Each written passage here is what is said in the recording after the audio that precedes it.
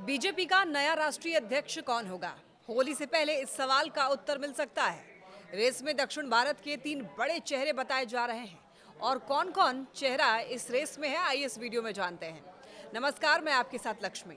हरियाणा, महाराष्ट्र और फिर दिल्ली में ऐतिहासिक जीत के बाद बीजेपी के राष्ट्रीय अध्यक्ष को लेकर अब कयासबाजी तेज हो गई है।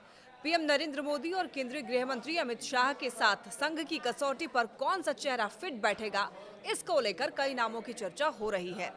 गुजरात में जब बीजेपी ने 182 सीटों में 156 सीटों पर कब्जा जमाते हुए सबसे बड़ी जीत दर्ज की थी, तब सीआर पाटिल को जेपी नड्डा के उत्तराधिकारी के तौर पर देखा गया था। लेकिन अब आश्चर्यजनक तौर पर दक्षिण भारत से बीजेपी के नए राष्ट्रीय अध्यक्ष के आने की संभावना व्यक्त की जा रही है।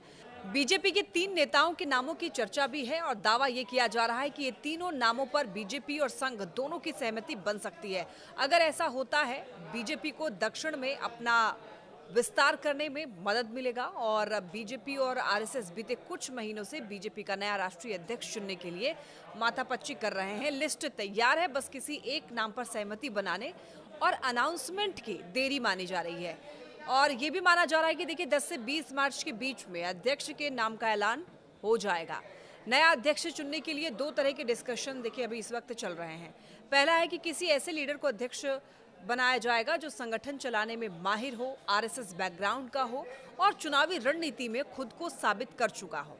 ऐसा इसलिए क्योंकि आगे पंजाब, पश्चिम बंगाल, बिहार और यूपी जैसे महत्वपूर्ण राज्यों में विधानसभा चुनाव होने हैं। दूसरा है नया अध्यक्ष साउथ इंडिया से हो। बीते 20 साल से कोई दक्षिण भारतीय नेता बीजेपी का अध्यक्ष नहीं बना है।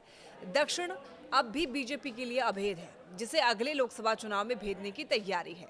अगले 3 साल में तमिलनाडु, केरल, कर्नाटक और तेलंगाना जैसे बड़े राज्यों में चुनाव होने हैं। साउथ इंडिया के लीडर को अध्यक्ष बनाने से यहाँ पर बीजेपी को मदद मिल सकती है और ऐसा सोर्स बताते हैं कि अध्यक्ष बनने की रेस में ये 3 नाम सबसे आगे हैं। पहला है शिवराज सिंह चौहान, जो कि कृषि मंत्री हैं। दूसरा मनोहर लाल खट्टर हैं, आवास और शहरी विकास मंत्री हैं ये। और तीसरा धर्मेंद्र प्रधान, जो कि एजुकेशन मिनिस्टर हैं।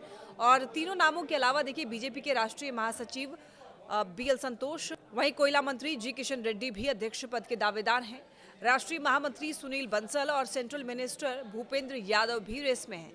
दक्षिण की सुषमा स्वराज कही जाने वाली डी पुरंदेश्वरी लिस्ट में इकलौती महिला है और बीजेपी के नए राष्ट्रीय अध्यक्ष के लिए दावेदारों में धर्मेंद्र प्रधान, भूपेंद्र यादव के अलावा सुनील बंसल का भी नाम सामने आया है, ये हमने आपको बताया। और अभी तक की लिस्ट अगर देखें तो बीजेपी ने कुल 11 राष्ट्रीय अध्यक्षों में 3 दक्षिण भारत से आने वाले नेताओं को इस कुर्सी पर बिठाया है। इनमें जी कृष्णमूर्ति, बंगारू लक्ष्मण और वेंकैया नायडू का नाम शामिल है। बीजेपी से जुड़े सूत्रों का ये कहना है कि 2026 में पश्चिम बंगाल के साथ तमिलनाडु और केरल में चुनाव है।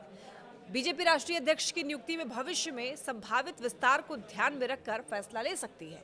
इसमें तमिलनाडु राज्य पर बीजेपी विशेष फोकस कर सकती है और ऐसे में दक्षिण के नेता को राष्ट्रीय अध्यक्ष का पद मिल सकता है, ऐसा माना जा रहा है।